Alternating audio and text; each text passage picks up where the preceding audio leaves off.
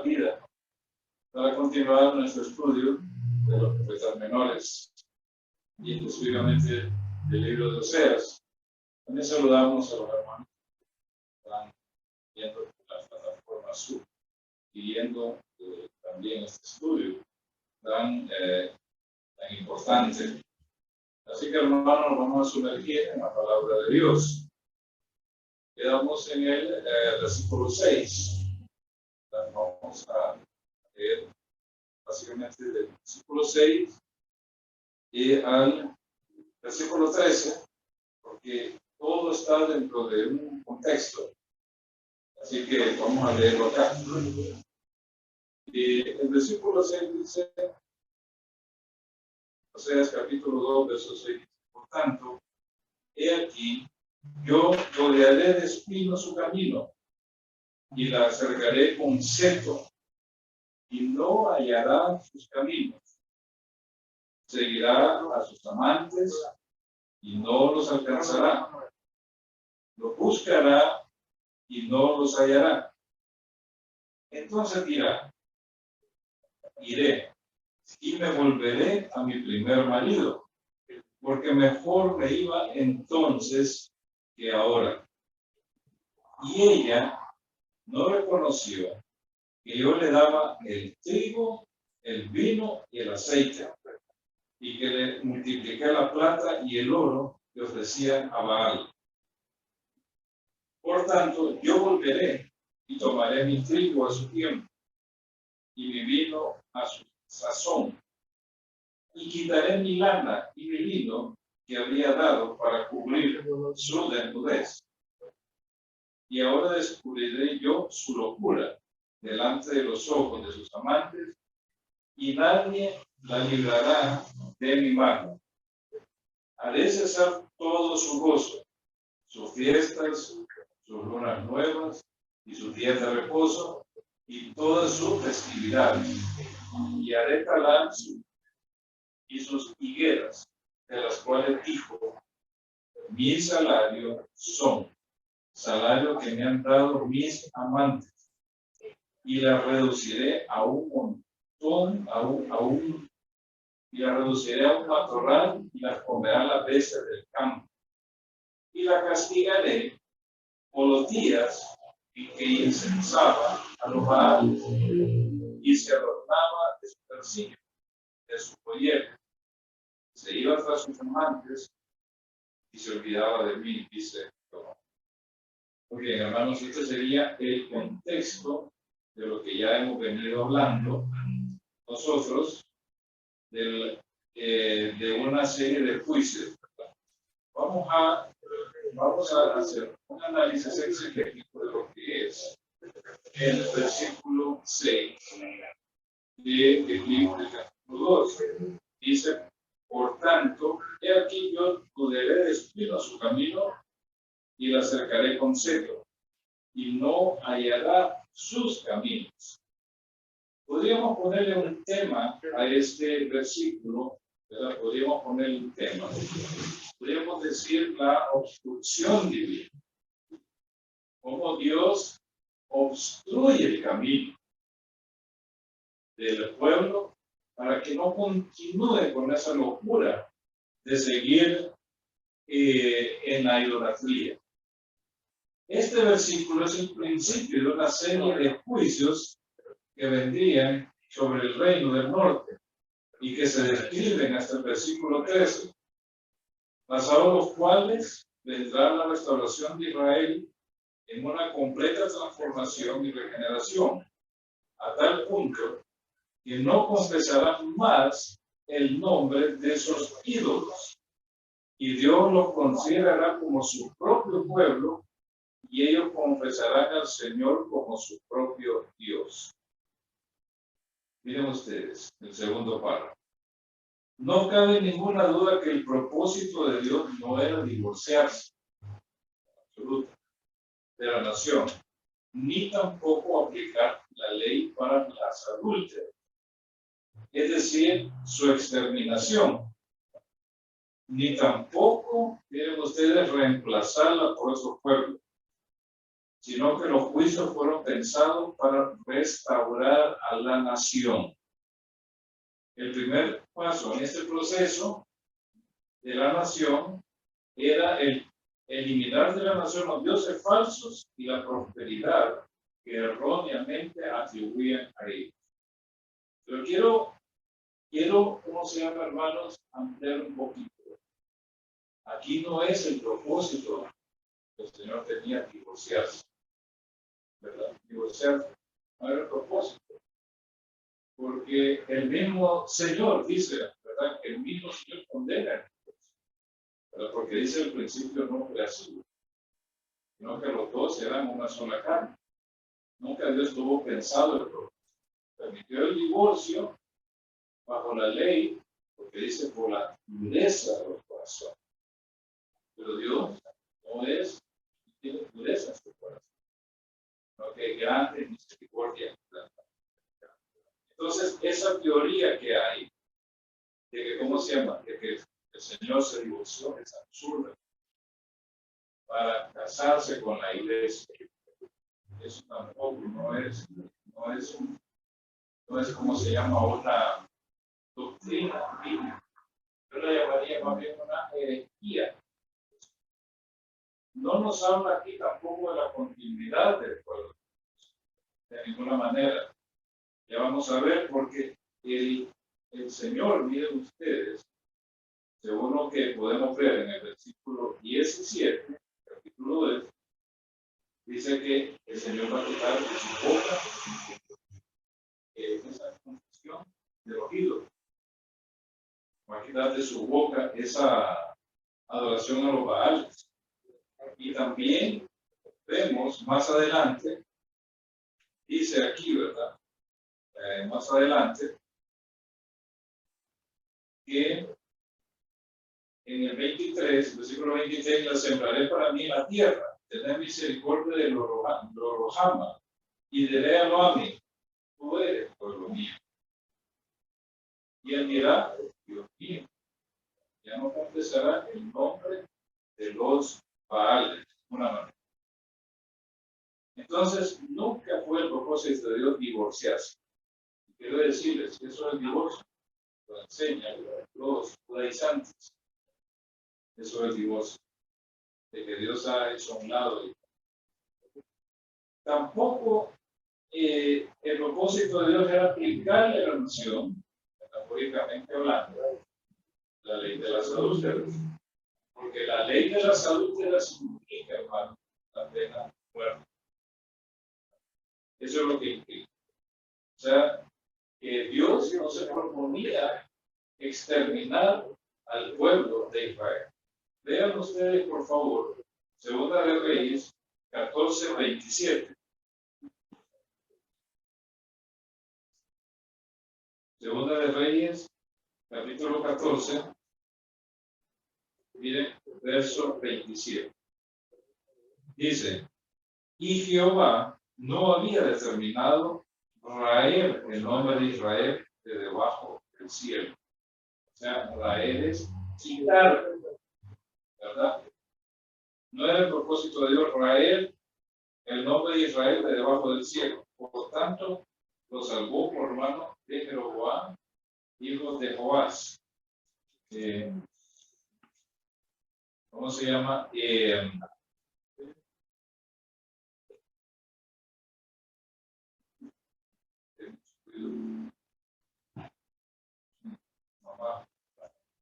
Muy bien. Tampoco Dios se proponía, hermano, reemplazar al pueblo. Hay una teología que se llama la teología del reemplazo. La teología del reemplazo es la misma teología que nosotros conocemos, la teología del pacto. Parte de nuestros hermanos calvinistas, ¿verdad? De los hermanos luteranos, reformados, en la teología del pacto, que Dios ha reemplazado, perdón, que la iglesia ha reemplazado. Pero esto que nosotros estamos viendo acá hace colapsar completamente la teología del pacto. Pero también eso lo conocía también Pablo. Cuando Pablo, miren ustedes lo que dice en Romanos capítulo 11, Romanos capítulo 11, del verso 1 al 5. Miren ustedes, está bien claro ahí. ¿Qué pasa en Israel? Miren ustedes, digo pues, ¿ha desechado Dios a su pueblo? Hermanos, esta es una pregunta retórica, que la respuesta es positiva, ¿verdad? Que induce una respuesta positiva. Entonces Pablo contesta, ¿verdad? En ninguna manera. Todos sabemos cuando quiere decir en ninguna manera, ¿verdad? Quiere decir ni se les ocurra pensar de esa forma. Entonces, dice aquí, digo, pues, ¿ha desechado Dios a su pueblo? En ninguna manera, en lo absoluto. Porque también dice, yo soy israelita, de la descendencia de Abraham, de la tribu de Benjamín. No ha desechado Dios a su pueblo. Miren ustedes, categóricamente lo dice, la autoridad apostólica, ¿verdad? Esa es la autoridad apostólica. Dios no ha desechado a su pueblo, al cual desde antes conoció. Dice, o no sabéis qué dice de Elías en la Escritura, cómo invoca a Dios contra Israel, diciendo, Señor, a tus profetas han dado muerte, y tus altares han derribado, y solo yo he quedado, y procuran matarme. Ya sabemos cuál fue la experiencia de Elías, cuando él mató a los profetas de Baal en el monte Carmelo.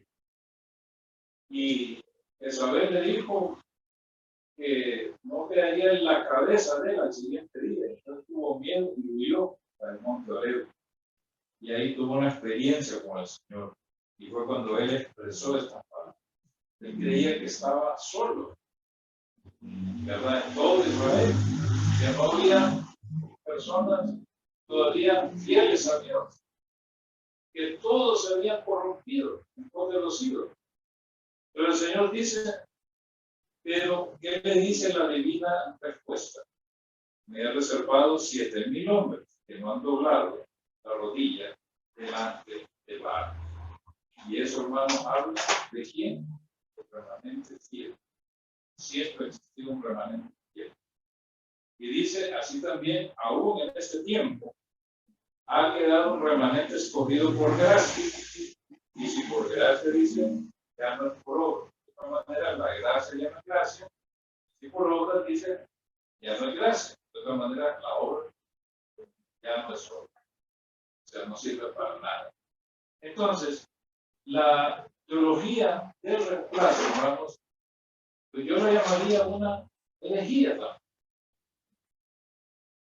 Una herejía que no tiene sentido, tal vez me llamaría herejía. Porque cuando Juan Calvino, Martín Lutero y todos los que siguieron, formuló teología, no existía en ese momento. No estaba la nación, estaba errante. Israel no estaba en su tierra, no en absoluto. Yo les aseguro que si él hubiera estado, que si Israel hubiera ya empezado a existir como nación, les aseguro que hubiera cambiado la teología del reemplazo. Pero aún Juan Calvino, miren ustedes, en uno de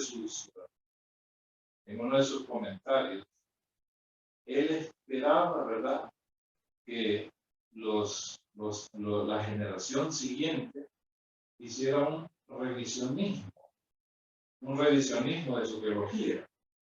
Eso es lo que él esperaba, porque sabía de que había muchas cosas que posiblemente el tiempo iba a aclarar. Y efectivamente, eso fue lo que pasó cuando vino John Nelson Darby, ¿verdad? Y propuso, lo que es el dispensacionalismo, el cual, por supuesto, es una revisión, ¿verdad? Chartwright, lo que tenemos ahora. Y en la cual entendemos que Dios no ha desechado a su pueblo. A pesar de que cuando John Nelson Darby, ¿cómo se llama?, escribió su tratado de teología, todavía no existía Israel como nación.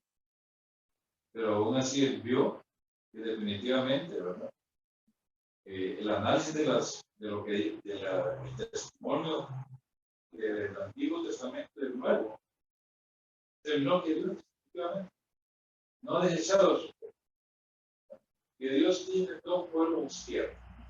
Yo lo digo en las ovejas, si me llaman hay ovejas, este redil van a ser una sola. Siempre hablan de dos pueblos.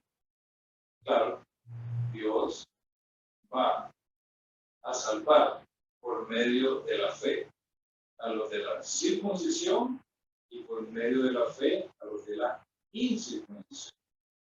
No son dos formas de salvación como creen nuestros hermanos calvinistas. Ahí pasaba peleando yo con ellos en las, ¿verdad?, en los grupos, ahí en las redes sociales. Creen que Dios, ¿cómo se llama?, tiene dos formas de salvación en absoluto. Eso sería una herejía.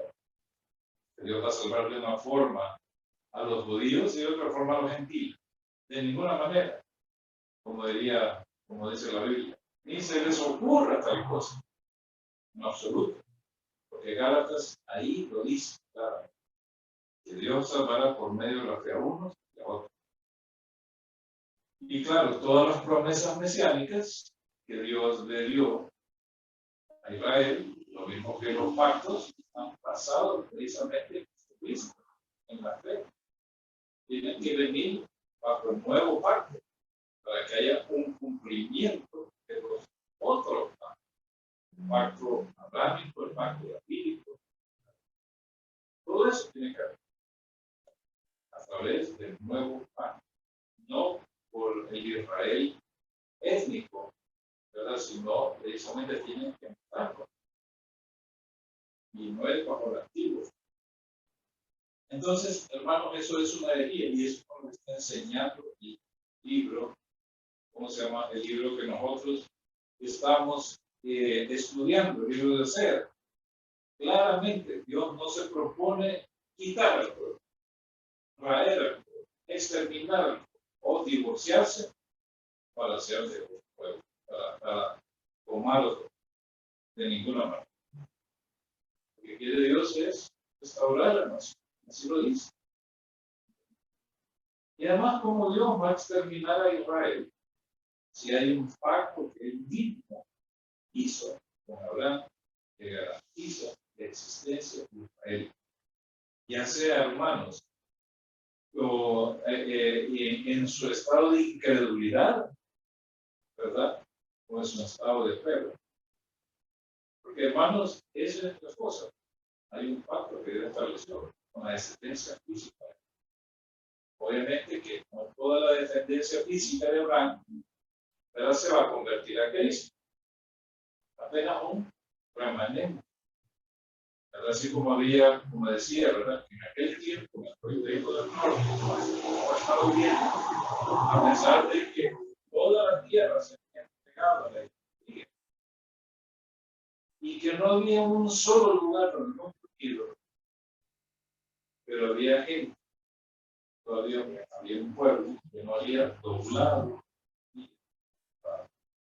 Eso es la manera. Era poco, digamos, la nación, ¿verdad? A todo el Israel de aquel entonces. Eran numerosos, pero eran bien pocos. Como ahora en este mundo, ¿verdad? Hay millones, pero es muy poco lo que hay que realmente han nacido. Pero va a haber un remanente. Remanente, ¿cómo se llama? Escogido por gracia. Muy bien. Continuando con la reflexión del capítulo 2, del verso 6, miren ustedes ahí cómo la traducen otras versiones de la Biblia. La nueva versión internacional dice: por eso le cerraré el paso con el vino, la encerraré para que no encuentre. La Biblia textual dice que aquí yo sé camino con zarzal, cercaré con muros su muro para que no encuentres. La Biblia de Jerusalén dice: por eso yo cercaré su camino con espino, la cercaré con seco y no encontrará más. La versión moderna, ¿verdad?, de 1929 dice: por tanto, de aquí que voy a cerrar su camino con espino, y a ella la cercaré con una pared, de modo que no pueda hallar sus senderos. Miren ustedes, haciendo el análisis del versículo, el versículo 6 comienza con esta frase: por tanto. Y esta frase, hermano, cuando se dice por tanto, es que se relaciona con lo expresado anteriormente, ¿verdad? Es como decir, en vista de lo que he dicho anteriormente, ¿verdad? A eso se usa esa frase. Miren ustedes, ya que Israel decidió, y no solamente decidió, sino que confesó con su boca, dice, ya que Israel decidió seguir a sus amantes, o sea, a las naciones paganas o ídolos, ¿verdad? Porque suponía que ellos le daban el sustento diario y los lujos, entonces el Señor intervendría al respecto con una cadena de juicio. Porque lo que vemos, hermanos, a partir del versículo 6, es juicios consecutivos, o una cadena de juicios. Miren ustedes, en Segunda de Reyes 17, del 7 al 8, ¿verdad? Miren ustedes por qué se había corrompido Israel, o el reino del norte. Miren ustedes, Segunda de Reyes 17, 7 y el 8. Dice así, ¿verdad? Porque los hijos de Israel, dice, pecaron contra Jehová su Dios, que los sacó de tierra de Egipto, debajo la mano de Faraón, rey de Egipto, y temieron a dioses ajenos, en vez de temer al Señor, ¿verdad? Miren ustedes, y anduvieron en los estatutos de las naciones que Jehová había lanzado de delante de los hijos de Israel, ¿verdad? O sea que adoptaron básicamente las enseñanzas de esas naciones, los hábitos de esas naciones, las leyes de esas naciones. Eran contrarias al Señor. Eran leyes contrarias, que más bien eran una manifestación de una rebeldía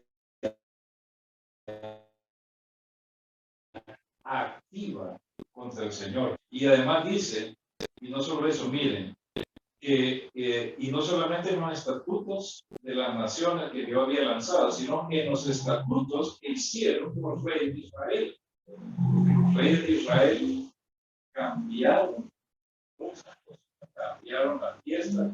Algunos reyes de Israel pusieron sus propios, ¿cómo se llama?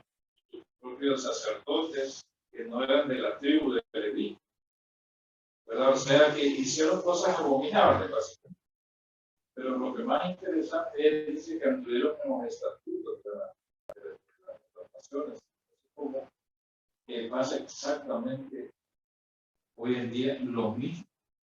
Miren, hay otras naciones más fuertes y poderosas que nos quieren imponer, hermanos, sus condiciones para ayudarnos económicamente.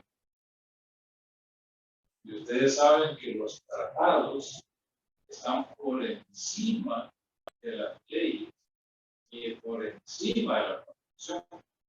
Cuando un país, como nosotros, un tratado, supone que está por encima, o sea, vale primero el tratado de la ley de Honduras. Y muchos tratados han sido lesivos para, especialmente los que tienen que ver con la parte moral, con la parte moral, que tiene que ver con la familia. Lamentablemente, que no sea así, para ayudarnos económicamente al país, no seamos, tengan que firmar tratados que incluyan que no va acorde con lo que dice nuestra ética basada en la palabra de Dios, porque eso fue la corrupción del pueblo de Israel. Ese fue su problema, ¿verdad? Y vean ustedes, cuando dice por tanto, entonces en vista de lo anteriormente, ¿verdad? Recuerden ustedes que Israel dijo, o sea, esa es una conciencia, una convicción, se ve, porque ellos me dan todo, me dan el sustento y me dan los lujos. Entonces el Señor dice, aquí estoy con ustedes. Entonces dice ahí, por tanto, dice, he aquí, ustedes que esta fórmula, he aquí, se usa para llamar la atención sobre algo que va a ocurrir. En este caso, el Señor llama la atención para indicar lo que les va a venir. En vista de esa confesión. Esa es una declaración. Cuando dijo, tras ellos me ayudan, los ídolos me ayudan, Baal me ayuda, las naciones paganas me ayudan, ¿verdad? Pero no se dieron cuenta que vivían bajo el pacto, ¿verdad? Mosaico, o creían que era simplemente deshacerse, así nomás, del pacto mosaico. No podían ir, porque ya habían hecho pacto, Señor, ahí en el monte Oreo. Dice, el primer juicio comienza, dice, yo rodearé tu camino con espinos. En otras versiones dice con zarza. ¿Cómo se llama? Quiero decirles, hermanos, que aquí siempre estamos utilizando metáforas, o sea, representaciones, para que podamos entender mejor el mensaje de Dios, o sea, como ilustración. Y así como se llama, entendemos lo que Dios quiere hacer. Entonces dice, por medio de una metáfora tomada de la naturaleza, el Señor declara que Él pronto eliminaría todos los vínculos que Israel tenía con sus amantes. O sea, como les digo yo, es metáfora. Naciones paganas e ídolos. El uso de este tipo de metáforas es un recurso literario que nos permite comprender mejor una acción o acción. O sea, un recurso. Recuerden ustedes, un recurso literario válido. Nosotros usamos la metáfora. Cuando decimos, ¿verdad? Este me va a matar de risa. O sea, no es que lo va a matar literalmente, ¿verdad? Sino que me da tanta risa que me da un paro cardíaco. Me muero de hambre también, pero no es que se va a morir de hambre, sino que tiene mucha hambre. Entonces, todos estamos vinculados con metáforas, o sea, cosas tomadas de la vida cotidiana, ¿verdad? O aquel que dice, trae agua a su molino, o sea, que todo lo hace para el beneficio de él. Son metáforas con las cuales nosotros estamos muy vinculados. O cuando decimos hay un pelo en la sopa, o sea, hay algo que se hizo que no está bien. O sea, ¿entienden? Son metáforas para tratar de describir que hay un problema. Entonces, de la misma forma se usaban en aquel entonces. Recuerden ustedes que esto era para que el pueblo, para un pueblo, entonces el pueblo entendía lo que se venía. Miren ustedes, cuando dice el vocablo, rodearé, se puede intercambiar con el de obstruir. ¿Verdad? O sea, Israel va por un camino, Entonces, el Señor le pone un alto, le pone, digamos, por decir, un obstáculo. ¿Verdad? Entonces dice, le ponen obstáculos al camino. O sea, para que no siga por ese camino que lleva. Con fervor, con ardor, celo, va por ese camino. El Señor dice, le pone ahí una obstrucción. Dice, y aquí dice, continúa, el camino se refiere a un curso de vida, ¿verdad? O a una elección de vida que marcaría sus acciones futuras. Cuando habla la Biblia de camino, es un curso de vida. Y muchas veces el curso de vida, hermanos, es una decisión. Y eso marca las acciones. Ellos habían decidido que el camino de la idolatría, ese es el camino que habían decidido. Ahí iban con locura, iban con fervor. No le podemos no conocer como la carrera de un atleta, corriendo por ese camino. El juicio comenzaría con obstrucción por parte de Jehová, del Israel descarriado, para que no vaya a donde no debería ir.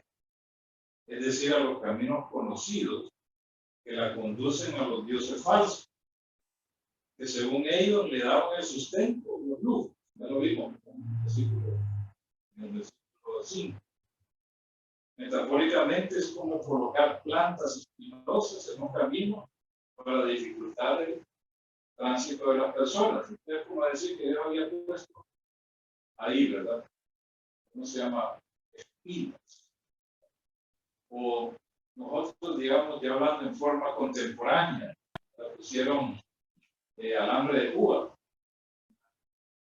o quemaron llantas para obstruir el camino, para impedir el tránsito. Exactamente lo. En este caso, el Señor lo que se propone es cerrarles el paso para que no continúen por el camino de la idolatría. No es que vayan en forma lenta, evadiendo el camino lleno de espinas, porque de repente lo podían ir lentamente. Más de algunos, ¿verdad? Más de algunos de ustedes, cuando ha ido, podemos decir, de campo, hemos tenido la experiencia, ¿verdad?, de entrar en contacto con plantas cosas, y todo eso, ir por un sendero lleno a ambos lados de espinas. Y es complicado ir ahí, sin que uno sufra una herida. Dice, en ese caso, Señor, es impedirles el paso. Miren ustedes que, como en el caso de Balán, cuando el ángel se le plantó delante de su camino para impedir que fuese a maldecir Israel, ahí iba Balán, ahí iba montado en su burrito, la locura, por dinero, que era buena cantidad de dinero, parece que los profetas de hoy en día, porque aquel rey le pagó una buena cantidad para maldecir. Entonces ahí iba el profeta con su burrito, y el ángel vino y se le plantó en el camino.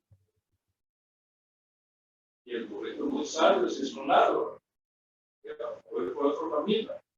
Ahí se le plantó el ángel.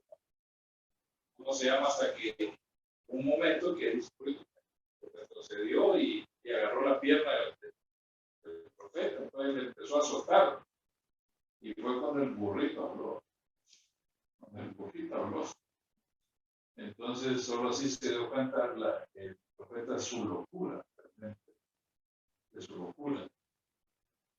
Hoy en día ha habido experiencias así que no nos han contado. Ese es el diablo. Y de repente, pues, es así, pues, algunos han contado ese tipo de experiencia. Pero dice, los obstáculos que el Señor pone en el camino para impedir el pecado solo van y conducen a grandes bendiciones. Bueno, así pasó, ¿verdad? Israel va en su locura y el Señor tiene que intervenir para poner un freno a su mal camino. iba por un mal camino. Iba por un mal camino. Entonces el Señor tiene que intervenir a favor de ellos. Como les digo, como ven ustedes, el Señor no se propone destruir a la nación. Se propone restaurarla. O sea, que la nación vuelva, deje de confesar con su boca a los ídolos, a los baales, y confiese con su boca, como dice ahí, ¿verdad? En el versículo 23, Dios mío, ya no va alta, ¿no? Dios, ¿verdad? Después dice, y ya lo para análisis del versículo, y la acercaré con seco. Por definición, seco es una delimitación de arbustos o árboles generalmente establecidos y mantenidos para formar una cerca o barrera. Los setos generalmente están dispuestos en límites de parcela para garantizar la separación de las propiedades o la protección de la construcción. O sea, es decir, cercos de árboles que están puestos a ambos lados, ¿verdad? O puestos, digamos, para delimitar una propiedad de otra. El Señor iba a actuar, dice, y la iba a cercar con un cetro, o sea, iba a poner un muro. Como dice ahí, aplicando la metáfora, el Señor no solo se proponía construirles el camino, sino también encerrarlo, porque ahí dice, la cercaré con cetro, ¿verdad? O sea, eso es un encierro. Porque es cierto, pone un obstáculo en el camino, pero puedo agarrar otras situaciones. Como decir, para continuar con mi camino, digamos que yo voy por acá, ¿verdad? Por esta calle, y de repente hay un obstáculo, le pongo un camino alterno, ¿verdad? Para llegar siempre y de nuevo encontrar esta carretera y llegar a mi destino. Entonces el Señor no solo se proponía, digamos, obstruirlos, sino también encerrarlos, cercarlos, para que no se fueran por otros caminos. Eso es lo que se proponía. Entonces era un juicio fuerte, pero beneficioso para ellos. Solo así podía frenar la locura que había caído, la locura de la idolatría, la locura de confiar en las naciones más fuertes, más poderosas, o sea, las potencias emergentes. Esta es la única forma, ¿verdad?, en que el Señor tenía que actuar, y tenía que actuar, y tenía que actuar prontamente. El lenguaje de estar cercados se usa en otros lugares para el sentimiento de que Dios impide el movimiento, pero de una manera opresiva. O sea, oprime. Miren ustedes lo que nos dice Job 19:8. Miren ustedes cómo se sentía Job, ¿verdad? Respecto a lo que el Señor había hecho, estaba haciendo con él. Miren en Job 19:8. Cercó de vallado mi camino, y no pasaré, y sobre mi vereda puso tinieblas, ¿verdad? En Lamentaciones 3:7-9, también lo explica de una manera. Dice que también, Lamentaciones 3:7-9 dice, me cercó por todos lados y no puedo salir, o sea, está encerrado Israel, y no puedo salir, ha hecho más pesadas mis cadenas. Miren ustedes, aún cuando clamé y mi voz, cerró los oídos a mi oración. O sea, que Dios dice, no lo voy a escuchar. Cercó mis caminos con piedra labrada, porción y cetero. O sea, básicamente el Señor se confía en encerrarlo. Así que, obviamente que este juicio apunta hacia la cautividad, porque fueron sacados pecados de su nación y fueron llevados a otra nación. Y ahí es como vivían, como dice, ¿cómo se llama? En Ezequiel 37, ¿verdad? Se sentían como que estaban en un sepulcro, rodeados de gente o de personas, ¿verdad? Habituadas a la idolatría, a comer comida que estaba prohibida en la ley. Y así se sentían ellos, sin esperanza, porque habían perdido del todo su esperanza, como lo dice Ezequiel 37.